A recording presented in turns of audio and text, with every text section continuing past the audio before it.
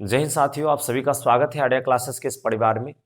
आज हम लोग क्लास 12th मैथ एनसीईआरटी प्रश्नावली 10.2 का क्वेश्चन नंबर 9 से हम लोग सोल्व करने वाले हैं। कल थोड़ा सा 9 कट गया था अपने आप, तो कोई दिक्कत नहीं, आज से स्टार्ट कर लेते हैं। तो क्वेश्चन नंबर 9 को देखेंगे, कुछ इस प्रकार से बोल रहा है कि यदि ए वेक्टर इतना दे रखा है और बी वेक्टर इतना के लिए सदिश ए वेक्टर प्लस बी वेक्टर के अनुदिश एक मात्रक सदिश बोल रहा है कि अनुदिश एक क्या बोल रहा है, मात्रक सदिश। अनुदिश मात्रक सदिश कैसे निकलता है मैं कल की क्लास में भी अच्छे से बताया है। जैसे मान लेते कोई ए वेक्टर रहेगा और इसको बोलेगा इसका ए के अनुदिश एक मात्रक सदिश, तो बस फॉर्मूला आप ध्यान रखिएगा, क्या करना है, ए वेक्टर और इसी के परिमाण से भाग दे देंगे। जैसे ए है तो ए के परिमाण से हम लोग भाग दे देंगे, तो मात्रक सदिश निकलेगा। जैसे मान लेते हैं बी वेक्टर है और कहेगा बी का एक मात्रक सदिश निकाले, बी के अनुदिश, तक हम लोग क्या करेंगे, बी वेक्टर और बस बी से ही क्या कर देंगे, भाग दे देंगे। बात समझ में आ रहा है? तो यहाँ पे बोला क्या है, ए प्लस बी बोला है, तो यानी हम लोग क्या करेंगे, ए प्लस बी, समझिए क्वेश्चन क्या कर रहा है, ए प्लस बी के अनुदिश बोला है, तो हम लोग यही काम करेंगे, ए प्लस बी वेक्टर ले लेंगे और इसी के मैग्नीट्यूड यानी परिमाण ए वेक्टर और प्लस बी वेक्टर के परिमाण से भाग दे देंगे, यानी इस फार्मूला पे हम लोग को बनेगा। चलिए, तो हम लोग सबसे पहले ए वेक्टर इतना बी वेक्टर इतना, तो सबसे पहले हम ए वेक्टर प्लस बी वेक्टर निकाल लेते हैं। तो हम यहाँ से लिख देंगे, यानी हल दे देंगे, और हल में क्या लिखेंगे, तो हल में हम यही लिखेंगे क्या दिया है ना, दिया है कितना, ए वेक्टर आपको दिया हुआ है 2i कैप माइनस जे कैप और प्लस 2k कैप, और बी वेक्टर भी आपका दे रखा है माइनस आई cap plus J cap minus के कैप। आपको निकालना ए वेक्टर और प्लस बी वेक्टर है ना, ए वेक्टर प्लस बी वेक्टर, यानी दोनों को जोड़ना है। तो हम दोनों को जोड़ देते हैं, पहले इसको लिख देते हैं 2i कैप माइनस जे कैप और प्लस 2k कैप। ये सिर्फ हम आगे वाला ए वेक्टर लिए, उसके बाद जोड़ बोलता है तो जोड़ करेंगे, बी वेक्टर तो बी वेक्टर ये है, तो माइनस आई यह है इसलिए माइनस हो जाएगा यहाँ पे, माइनस आई cap plus J cap minus के कैप। अब ध्यान दीजिए, इसको कैलकुलेशन कर लेंगे तो आपका जो आ जाएगा ए वेक्टर और प्लस बी वेक्टर जो निकल के आ जाएगा, तो यहाँ 2i है और एक y चला जाएगा तो खाली आई कैप बचेगा। यहाँ जे से जे कैंसिल हो जाएगा, देख लीजिए, तो आपके पास 2 है और 2 में से एक और चला जाएगा, तो यहाँ पे बच जाएगा प्लस खाली के कैप। देखिए 2 के में से एक के चला जाएगा तो यही बचेगा, तो ए प्लस बी निकल गया। तो आपको क्या करा, ए प्लस बी के अनुदिश एक मात्रक सदिश बोल रहा है, तो हम लोग क्या करेंगे यहाँ पे कि लिखेंगे ए वेक्टर प्लस बी वेक्टर के अनुदिश एक मात्रक सदिश, एक मात्रक सदिश। बस कुछ नहीं करेंगे, हम अभी बताएं वही काम करेंगे, ए वेक्टर प्लस बी वेक्टर और ए वेक्टर और प्लस बी वेक्टर के मैग्नीट्यूड कर देंगे। चलिए यहाँ पे हम लोग हल कर लेते हैं, ए वेक्टर प्लस बी वेक्टर अभी मैं लाया हूँ, तो ए वेक्टर कितना, यहाँ पे ऐसे कर लेते हैं कि आई कैप हो जाएगा और plus J cap, magnitude A vector plus B vector के मैग्नीट्यूड के मतलब ये हुआ कि रूट लगा देना है, और इसके आगे वाला पकड़ के स्क्वायर और प्लस इसके आगे वाला पकड़ के स्क्वायर, यही आंसर आ जाएगा। तो आई कैप और प्लस जे कैप हो जाएगा, 1 का स्क्वायर 1 1 यानी √2 हो जाएगा, यही आ गया आंसर। या इसको अलग अलग कर सकते हैं, ऐसे कर सकते हैं, या लिख सकते हैं 1/√2 आई कैप और प्लस 1/√2 जे कैप, है ना, आगे पीछे कर दिए, मतलब यही, मतलब आगे कर दिए, सभी में दे दिए, और यही आपका क्या आ गया, आंसर आ गया। इस तरीका से आपका मेन आंसर ये वाला है। तो हमें उम्मीद है कि इस चीज़ को आप समझ पाए होंगे, मात्रक सदिश इस तरीका से ही निकलता है। अब हम लोग क्या करते हैं, क्वेश्चन नंबर 9 के बाद क्वेश्चन नंबर 10 को मतलब सोल्व करेंगे। आप इसे स्क्रीनशॉट कीजिए, यदि समझ में आ रहा तो एक लाइक दीजिए। थोड़ा सा मेरा तबीयत ज़्यादा खराब है, फिर भी मैं क्लास को नहीं रोकना चाहता हूँ। जो आपका सीरीज चल रहा है यानी प्रश्न वाली, वो चलते ही रहेगा, है ना, चाहे तबीयत मेरा कुछ भी रहे, आपका इस समय कंटिन्यू क्लास मिलेगा। तो आप इसे स्क्रीनशॉट कीजिए। चलिए, तो क्वेश्चन नंबर हम लोग 10 को ठीक से समझने का प्रयास करेंगे। बोला कि सदिश इतना के अनुदिश एक ऐसा सदिश ज्ञात कीजिए जिसका परिमाण 8 इकाई है। तो इसमें करना क्या होगा, कह रहा है कि एक सदिश है, इसके अनुदिश एक ऐसा सदिश निकाले जिसका परिमाण 8 है। मतलब ये करना होगा कि सबसे पहले इसके अनुदिश को इसके अनुदिश एक सदिश निकालेंगे। अनुदिश निकालने के लिए बताया है, जैसे मान लेते हैं कि यदि ए वेक्टर है, इसके अनुदिश निकालेंगे तो ए वेक्टर और ए वेक्टर का मैग्नीट्यूड कर देंगे। अगर बोलेगा कि उसका परिमाण 8 इकाई है तो 8 से खाली गुना कर दीजिए, या बोलेगा 10 तो 10 से गुना 20 कहेगा तो 20 से, यही काम करना है, जितना बोलेगा उतना से कर दीजिएगा।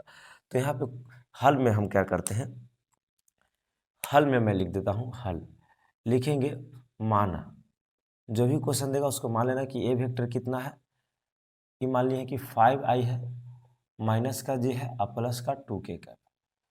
यदि बोला है कि लिख देते हैं ए के अनुदिश, ए के अनुदिश, अनुदिश मात्रक सदिश, मात्रक सदिश। तो मात्रक सदिश अभी हम बताए हैं कि क्या करना होता है कि ए वेक्टर और इसी के मैग्नीट्यूड से भाग दे देना होता है। लेकिन आपको कह रहा है कि उस ऐसा निकालेंगे सदिश जिसका परिमाण 8 इकाई है, तो आप खाली 8 से गुना कर दीजिएगा, आपका आंसर हो गया। बहुत ज़्यादा झमेला वाला काम करने चलिएगा दिक्कत हो जाएगा, बस कर लीजिए। 8 है, ए वेक्टर आपको पता है कि 5i है, माइनस जे है और प्लस 2k कैफ है, और आपका परिमाण बताएं कि अंडर रूट चढ़ जाता है। अरे परिमाण जैसे निकलेगा, अगर का के स्क्वायर पकड़ के यानी 5 के स्क्वायर, फिर यहाँ पे प्लस ही होता है, माइनस 1 का स्क्वायर हो जाएगा, है ना। फिर उसके बाद हम लोग आगे चलेंगे तो प्लस होता है 2 का स्क्वायर हो जाएगा, क्योंकि हमने बताया है कि पकड़ पकड़ स्क्वायर, आई वाला के पकड़ के स्क्वायर, जे वाला को पकड़ के स्क्वायर, के वाला को पकड़ के स्क्वायर, यही आ जाएगा आंसर। 8 में करेंगे तो 8 5 40 आई कैप, है ना। 8 में माइनस 8 जे कैप प्लस 8 दूना 16 के कैप। नीचे देखा जाए तो अंडर रूट कितना हो जाएगा, 5 के हो जाएगा 25, प्लस 1 का हो जाएगा 1 और प्लस 2 का हो जाएगा 4। अब इसको हम लोग हल कर लेते हैं, तो इधर आ जाते हैं। ये तो ठीक ही है कि 40 आई कैप माइनस 8 जे कैप और प्लस 16 के कैप। देखो पढ़ाने का आज मन नहीं कर रहा, क्योंकि बहुत ज़्यादा हमें लगता है फीवर लगा हुआ है, फिर भी मैं क्लास ले रहा हूँ कि आपका क्लास मिस न कर जाए, है ना। 25 है 4 29, 29 है 10 30, तो हम लोग यहाँ पे कितना हो जाएगा 30। आपको कुछ नहीं करना, आप आगे पीछे कर सकते हैं कि 40 बटा रूट 30 आई कैप कर लीजिए, माइनस 8 बटा रूट 30 कर लीजिए, जे कैप कर लीजिए, 16 बटा रूट 30 कर लीजिए, है ना, और के कैप कर लीजिए। इस तरीक़े से हम लोग कर सकते हैं, क्योंकि अलग अलग कर दें, यही आपका आंसर हो गया। तो मुझे उम्मीद है कि क्वेश्चन नंबर 10 में कोई दिक्कत नहीं होगा, तो 10 में नहीं हुआ तो 11 12 इस समय दिक्कत होगा ही नहीं, है ना। हम लोग आराम आराम से चीज़ों को समझते चलेंगे। थोड़ा सा बहुत ज़्यादा ऐसा लग रहा है कि मुझे तबीयत, फिर भी मैं हार नहीं मानूंगा, आप लोग के बीच में रहेंगे, हाँ। इस समय से आप इसे स्क्रीनशॉट कीजिए, हम नेक्स्ट क्वेश्चन 11 के 10 के बाद 11 ला रहा है, आप जल्दी कीजिए इसके। चलिए क्वेश्चन नंबर हम लोग 11 को समझने का प्रयास करेंगे। क्वेश्चन नंबर 11 से कोई इजी कोई क्वेश्चन नहीं है, इसीलिए समझिए। कह रहा है कि दर्शाइए कि सदिश इतना और इतना क्या है, एक संरेख है। यहाँ से संरेख न देकर कभी कभी समांतर भी देकर बात बराबर है। संरेख बोल दे या समांतर बोल दे, समांतर, है ना, तो एक ही बात है। संरेख समांतर, उसका लॉजिक ये है, हम उससे पहले कुछ एक क्वेश्चन ले लिए आपको समझाने के लिए। जैसे मान लेते ए वेक्टर है बी वेक्टर, तो ऐसा क्वेश्चन ले लेगा और बोलेगा ये दोनों समांतर है कि नहीं, आपको बताना है। तो देखिए मान लेते हैं ए वेक्टर है, बी वेक्टर को हम कुछ अप टू डेट करके लिख सकते हैं कि नहीं। ऐसा लिख सकते हैं कि 2 इसमें भी है, 2 इसमें भी है, 2 इसमें भी है, और मैं 2 को कॉमन ले लेता हूँ।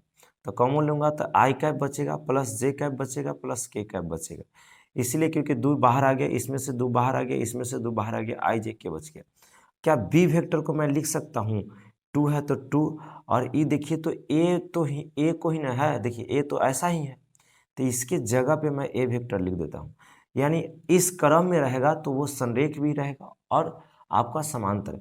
2 के जगह 20 हो जाए, 20,000 हो जाए, उससे मतलब नहीं है, लेकिन बी ए के रूप में रहना चाहिए। जैसे मान लेते हैं कि ए वेक्टर है और दिया है 2i cap plus 3j cap और प्लस के कैप, और बी वेक्टर जो है ऐसा ले लिए 4i cap plus 6j cap plus 2k cap, ऐसा ले लिए हैं। तो हम यहाँ पे बोलेंगे कि इसको ऐसा कर लेते हैं कि आपका बी वेक्टर को हम अप टू डेट कर लेते हैं, और देखा जाए तो 2 सभी में कॉमन है, तो 2 को जैसे ही कॉमन लेंगे तो यहाँ पे 2 से भाग देंगे तो 2i कैप आ जाएगा, यहाँ 3j कैप आ जाएगा, और यहाँ पे खाली k कैप आ जाएगा। तो बी वेक्टर जो है यहाँ 2 लेमडा का काम करता है। इतना की जगह हम ए को रख सकते हैं, क्योंकि यही वाला बात लिखल है, ए वेक्टर। तो यहाँ पे बार बार 2 नहीं, आप 3 भी आ सकता है, कभी 5 भी आ सकता है, यानी आप यहाँ लेमडा बोल सकते हैं। यहाँ पे कुछ भी आ सकता है। अगर इस क्रम में आता है तो वो संरेख है, और नहीं तो संरेख नहीं है। देखिए, तो मान लेते हैं यहाँ पे आपको समझ में आ गया। यहाँ पे आगे बढ़ जाते हैं, इसको मैं साफ कर लेता हूँ और उसको समझाने का प्रयास करता हूँ, क्वेश्चन नंबर 11 को।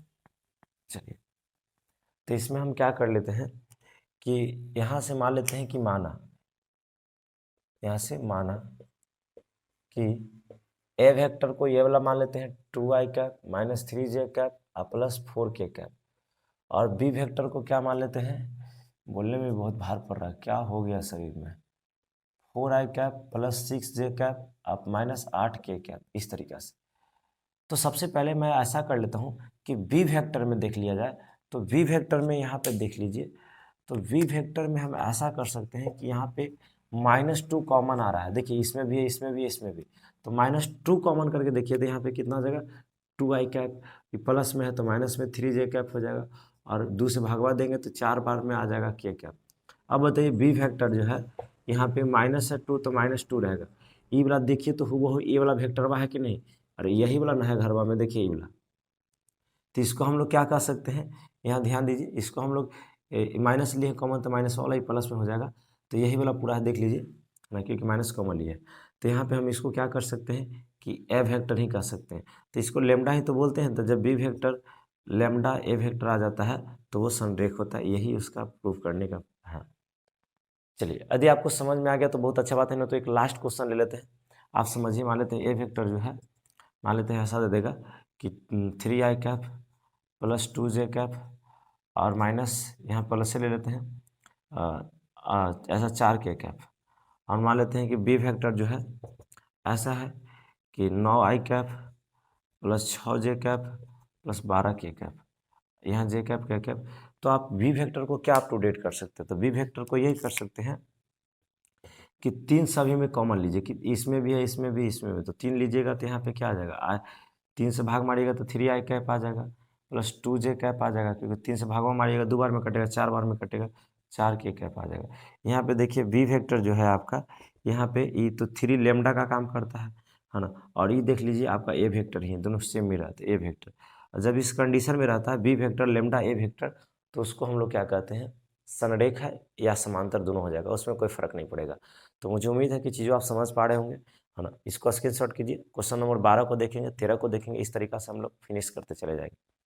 चलिए स्क्रीनशॉट कीजिए। चलिए, तो क्वेश्चन नंबर हम लोग 12 को देखते हैं, और क्वेश्चन नंबर 12 बहुत अच्छा है। आपको ये क्वेश्चन आप मार्क कर लीजिए, सब क्वेश्चन देते रहता है। डायरेक्शन कोसाइन, यानी डायरेक्शन कोसाइन को दिक कोसाइन भी बोला जाता है। दिक अनुपात भी देता है, पूछता है कि दिक अनुपात ज्ञात करें, कुछ क्वेश्चन दे देगा, मैं दोनों को बता देता हूँ। सदिश इतना कि दिक को साइन ज्ञात करें। दिक को साइन निकलता कैसे, चीज़ों को समझिए। तो आप मेरे बात को बढ़िया से समझिएगा तो आपसे दिक्कत नहीं होगा। तो यहाँ पे मान लेना है कि माना कि ए वेक्टर आपका कितना है, i cap plus 2j cap plus 3k cap. तो दिक को साइन बोलेगा ना, तब पहले दिक अनुपात निकालना पड़ता है। तो दिक अनुपात आप ऐसा निकालिएगा। तो यहाँ पे मान लेते हैं कि दिक अनुपात जो निकलेगा, दिक अनुपात, तो दिक अनुपात आप जानते हैं कैसे निकलता है।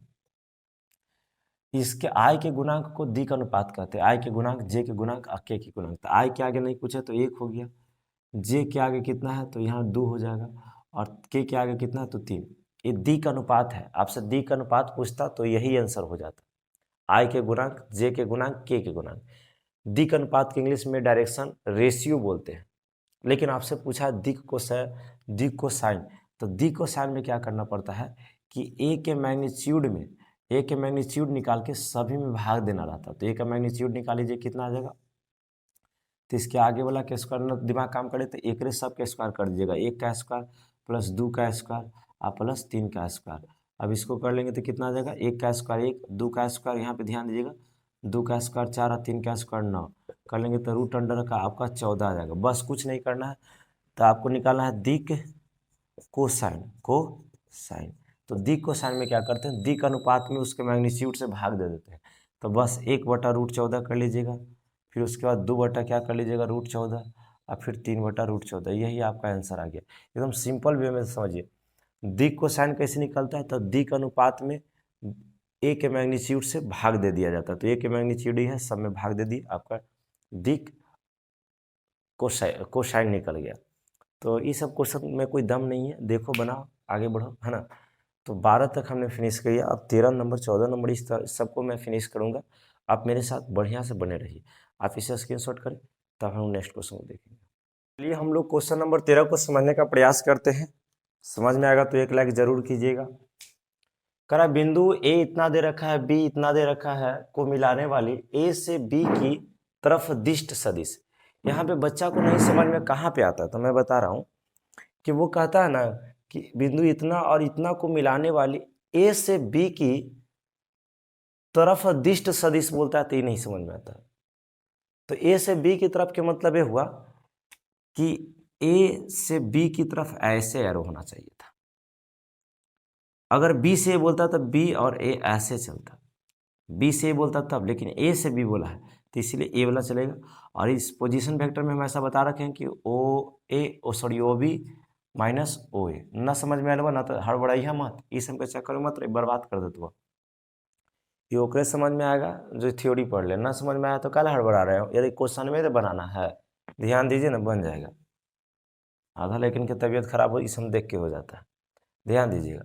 तो इसमें करेंगे कोची, तो आप ध्यान दीजिए, मान लेते हैं एक बिंदु यहाँ पे ए है, इसका दे रखा है 1 2 -3, और एक बिंदु मान लेते हैं यहाँ पे बी है, इसका दे रखा है -1 -2 1, यही ना है, क्वाड्रेंट इसका दे रखा है। आपको निकालना है ए बी, तो ना जाना है तो जान ली है ऐसे कि कोची करल जाए। ध्यान रखिए, बी में से इसको खाली घटाना है, उल्टा घटता है बस। अगर ए बी निकालना है तो लिखेंगे -1 में से घटाना है 1 को, और उसके बाद आई कैप लगा दीजिएगा, प्लस का चिन्ह होता है फार्मूला में, फिर पिछलका में से पिछलका घटता हुआ, तो कहेंगे -2 में से कौन घटेगा, -2 जे कैप, यहाँ से जे लगा दिया प्लस। अब एक में से आपको एक में से घटेगा 3 माइनस के, तो इसलिए प्लस के 3 हो जाएगा, और यहाँ पे के कैप कर लीजिएगा। चलिए आप ए भी निकालिएगा ना तो कुछ ऐसे आ जाएगा, माइनस का 2 आई कैप आ जाता हुआ, आप प्लस, यहाँ पे ध्यान दिया प्लस नहीं, -2 -4 जे कैप, और यहाँ पे 4, यहाँ पे प्लस हो जाएगा, 3 1 4 के कैप हो जाएगा। ये तो आपका क्या निकल गया, ये आपका निकल गया ए बी वेक्टर। लेकिन आपको कह रहा है कि तरफ दिष्ट सदिश, ये सब ऐसा ही है, तरफ हो गया ना ए से बी की तरफ, तो ये ए से बी की तरफ ही, ए से बी के तरफ ही है। यहाँ से मैंने अब लाइन शुरू हुआ, दिक को साइन निकालेला हुआ, दिक को साइन, यानी एकरा दिक को साइन कैसे निकलता है, तब बतवा को ठीक से समझिएगा। ऐसे पिछलका क्वेश्चन में दिक को साइन निकाले हैं, दिक को साइन ऐसे निकलता है कि पहले दिक रेशियो निकालना पड़ता है, दिक अनुपात, और दिक अनुपात निकालने के सबसे सस्ता तरीका आई वाला के आगे हो जाता है -2 ई हो गया, इसके आगे -4 ई हो गया, इसके आगे 4 ई हो गया, दिक का अनुपात। लेकिन दिक को अनुपात नहीं बोला है, दिक को साइन बोला है। तो कोसाइन में क्या करना होता है कि इसी के मैग्नीट्यूड से भाग देना होता है। जैसे हम यहाँ पे क्या करते हैं कि ए बी क्या निकाल लेते हैं, मैग्नीट्यूड। इसके मतलब क्या करना है, मैग्नीट्यूड कई बार आप लोग जानते हैं, इसके आगे वाला के पकड़ के स्क्वायर, इसके आगे ना समझ में आवे तो एक पकड़ के स्क्वायर कर दिया, -2 के स्क्वायर, फिर प्लस का फार्मूला होता है, फिर -4 का स्क्वायर, फिर प्लस होता है, फिर 4 के स्क्वायर कर लीजिएगा, तो आ जाएगा 2 का 4 हो जाएगा, 4 का 16 हो जाएगा, 4 का 16 हो जाएगा, 16 दूना 32, 16 दूना 32 4 36 जी, 32 4 36। तो यहाँ पे आपको पता है कि 36 का कितना हो जाता है, 6 हो जाता है, नीचे दिखाई दे रहा होगा। यानी हम लोग क्या किए कि ए वी का मैग्नीट्यूड निकाले हैं, यानी परिमाण निकाले, तो 6 आया। अब करना क्या रहता है, तो हम बताए कि निकालना मेन आपको डायरेक्शन, दिक को साइन है, तो हम लोग कहेंगे दिक को साइन का तरीका वो है कि जो भी आया है, जैसे ये वाला दिक अनुपात में भाग दिया जाता है इसका परिमाण से, बस। तो -2 है तो -2/6 हो जाएगा, फिर उसके बाद है -4/6 हो जाएगा, फिर उसके बाद है -4/6 हो जाएगा। काम वही ना किए जी कि जो भी आपका परिमाण निकल के आएगा, अनुपातवा में खाली भाग मार दीजिएगा, तो अनुपात ये वाला है उसमें खाली भाग मार रहे हैं, तो भाग मार दी, कट जाएगा कितना बार में, 3 बार में, ये भी कट जाएगा 3 बार में, ऊपर 2 बार में, ये 2 से कटेगा 3 बार में, ये 2 बार में, तो ये आपका मेन आंसर आ गया -1/3, फिर -2/3, फिर उसके बाद कितना आ गया 2/3, यही आपका आंसर हो गया। यदि समझ में आया तो 1 लाइक जरूर कीजिए। क्वेश्चन हार्ड नहीं होता, तरीका पे ध्यान दीजिए, आप कहीं गलती नहीं कीजिएगा, मुझे उम्मीद है ना, और इस विश्वास पे मैं काम करता हूँ कि कहीं बच्चा गलती नहीं करेंगे। तो आप इसे स्क्रीनशॉट करें ना, फिर हम लोग नेक्स्ट क्वेश्चन पे ध्यान देंगे।